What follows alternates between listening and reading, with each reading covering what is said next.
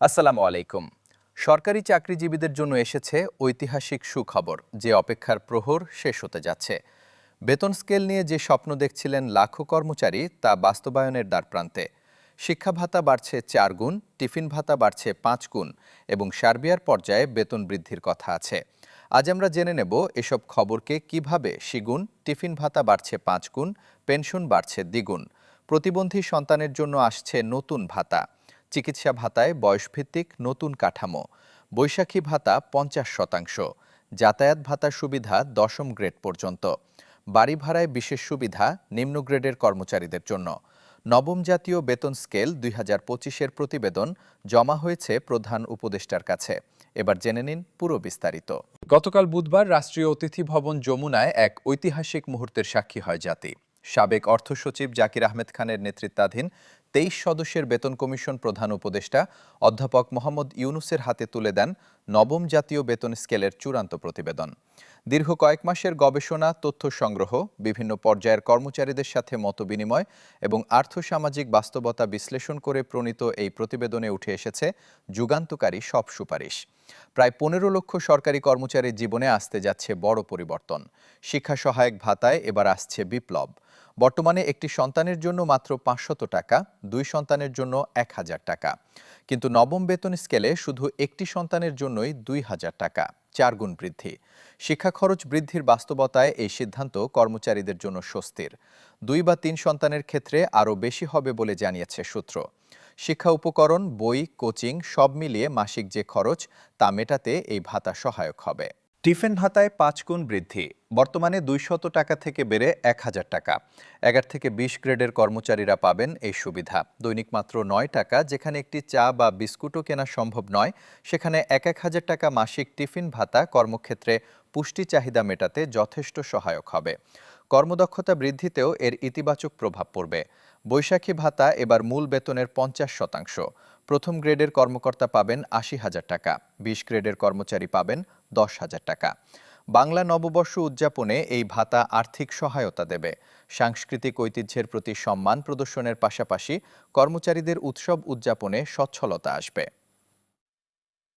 যাতায়াত ভাতার আওতা সম্প্রসারিত হচ্ছে। এতদিন 11 থেকে 20 গ্রেড পেতেন, এবার 10ম গ্রেড থেকেই এই সুবিধা। উপসচিব পর্যায়ের হাজারো কর্মকর্তা আসবেন এই সুবিধার আওতায়।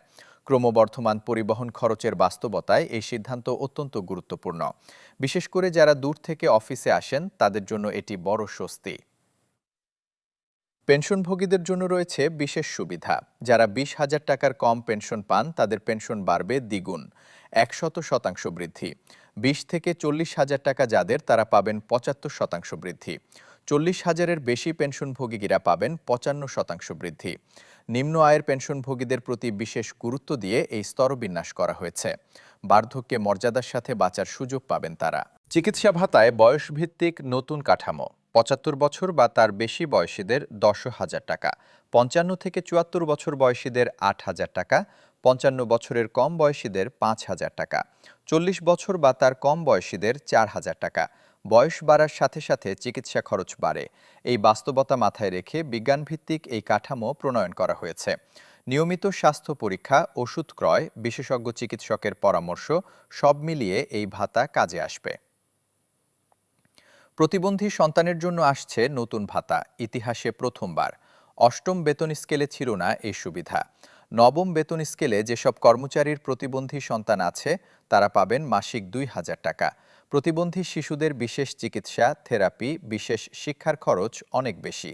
এই বাস্তবতা বিবেচনা করে মানবিক এই সিদ্ধান্ত নেওয়া হয়েছে। সামাজিক দায়বদ্ধতার উজ্জ্বল দৃষ্টান্ত এটি। বাড়ি ভাড়ায় নতুন ব্যবস্থা। নিম্ন গ্রেডের কর্মচারীদের বাড়ি ভাড়া ভাতা বেশি হবে উচ্চ গ্রেডের তুলনায়, কারণ নিম্ন গ্রেডের মূল বেতন কম। বাড়ি ভাড়া দেওয়া তাদের জন্য কঠিন। 11 থেকে 20 গ্রেডের কর্মচারীদের জন্য বিশেষ সুবিধা। সুনির্দিষ্ট হার শীঘ্রই প্রকাশ হবে। প্রতিটি গ্রেডের কর্মচারী যেন মর্যাদাপূর্ণ আবাসনের ব্যবস্থা করতে পারেন, সেই লক্ষ্যেই এই পদক্ষেপ।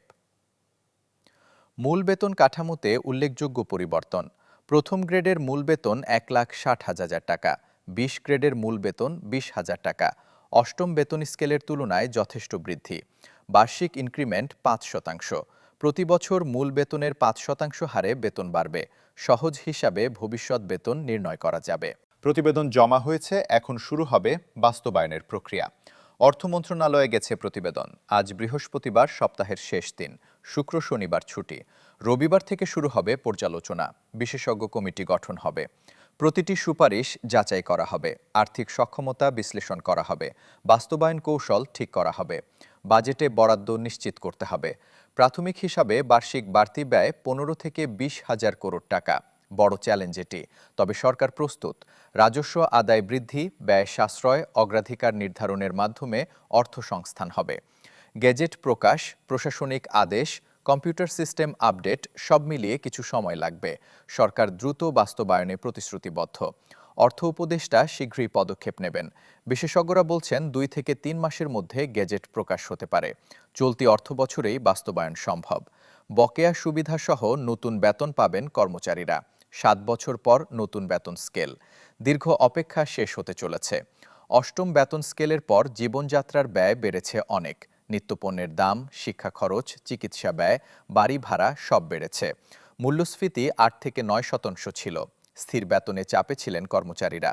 ক্রয় ক্ষমতা কমেছে। 9ম বেতন স্কেল সেই চাপ কমাবে। জীবনযাত্রার মান বাড়বে, মনোবল বাড়বে, কর্মদক্ষতা বাড়বে। দক্ষ প্রশাসন গড়তে যথাযথ বেতন জরুরি। বেতন শুধু জীবিকা নয়, এটি সম্মানের প্রতীক। শ্রমের মূল্যায়ন, পেশাগত মর্যাদা। 9ম বেতন স্কেল সেই স্বীকৃতি দিচ্ছে। কর্মচারীদের অবদানের মূল্যায়ন করছে, তবে গেজেট প্রকাশ পর্যন্ত অপেক্ষা করতে হবে। প্রতিবেদন জমা প্রথম পদক্ষেপ মাত্র। এখন শুরু হবে বাস্তবায়নের যাত্রা। প্রশাসনের চাকা সচল রাখতে, জনসেবা নিশ্চিত করতে, কর্মচারীদের মনোবল ধরে রাখতে এই বেতন বৃদ্ধি অত্যন্ত জরুরি। আশা করা যায় দ্রুত বাস্তবায়িত হবে এই সুপারিশ। কর্মচারীরা পাবেন ন্যায্য বেতন, সম্মানজনক জীবন যাপন করতে পারবেন, পরিবার নিয়ে স্বচ্ছন্দে থাকতে পারবেন, সন্তানদের ভালো শিক্ষা দিতে পারবেন, চিকিৎসার ব্যবস্থা করতে পারবেন, মর্যাদার সাথে বাঁচতে পারবেন।